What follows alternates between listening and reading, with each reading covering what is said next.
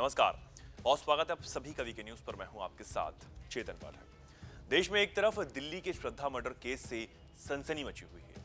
Police हर angle से इस case की जांच कर रही है, लेकिन दूसरी तरफ अब एक और मर्डर केस ने कई सवाल खड़े कर दिए हैं। जी हां, मैं बात कर रहा हूं यमुना एक्सप्रेसवे पर लाल सूट केस में मिली लड़की की लाश केस से जुड़ी। इसमें अब चौंकाने वाले खुलासे हुए हैं और पता चला है कि लड़की का नाम आयुषी है और उसके पिता ने ही उसकी गोली मारकर हत्या कर दी थी।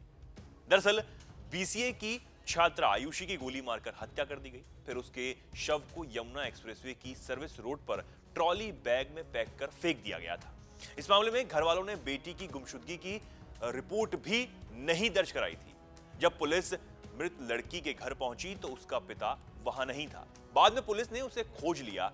रविवार देर रात पूछताछ में जब पिता ने बेटी की हत्या की बात कबूल की तो पुलिस के लिए हत्या से जुड़े साक्ष्य एकत्र करने में आसानी हो गई। फिर देर रात ही पुलिस की टीम घटनास्थल और लाश को ले जाने में इस्तेमाल की गई कार, जिस हथियार से गोली चलाई गई थी, उसे अपने कब्जे में लेने और बाकी काम में जुट गई।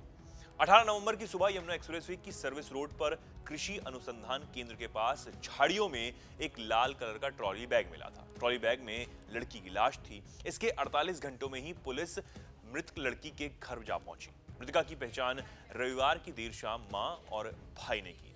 पुलिस अब इस मामले में जांच की बात कहकर चुप्पी साधे हुए है। हालांकि शुरुआत में ही पुलिस को लाइन मिल गई थी कि हत्यारोपी पिता ही है। इसी कारण दिल्ली के मोड़ बंद से पिता, भाई और मां को पुलिस टीम साथ लेकर आई, लेकिन पिता को पोस्टमार्टम गृह तक नहीं लेकर आई। केवल निजी कार में ही थाना राया के प्रभारी निरीक्षक ओम हरि वाजपेयी, एसआई विनय कुमार और एक सिपाही के साथ केवल ब्रिजलाल और भाई आयुष को ही लाया गया था। खास बात यह भी है कि आयुषी 17 नवंबर को ही लापता हो गई थी। इसकी कहीं भी गुमशुदगी की रिपोर्ट भी दर्ज नहीं कराई गई थी। वहीं हत्या के बाद पिता भी घर से कहीं गायब था। अनुमान है कि पुलिस आज इस पूरे घटनाक्रम से सब पहलुओं से पर्दा उठाएगी। पोस्टमार्टम गृह पर राया पुलिस के साथ पहुंची मां और भाई ने चेहरा ढक रखा था। जैसे ही पोस्टमार्टम गृह के अंदर कमरे में ले जाते ही पुलिस ने फ्रीजर को खोला तो लाश देखते ही मां और भाई बिलख पड़े। जोर जोर से बिलखते हुए मां और बेटे एक दूसरे के गले लग गए। 10 मिनट बाद दोनों बाहर आए। मीडिया कर्मी ने उनसे सवाल जवाब किए तो दोनों ने कुछ नहीं बताया। आयुषी के पिता नीतीश मूल रूप से गोरखपुर जिले का गांव सुनाहरी का रहने वाला है।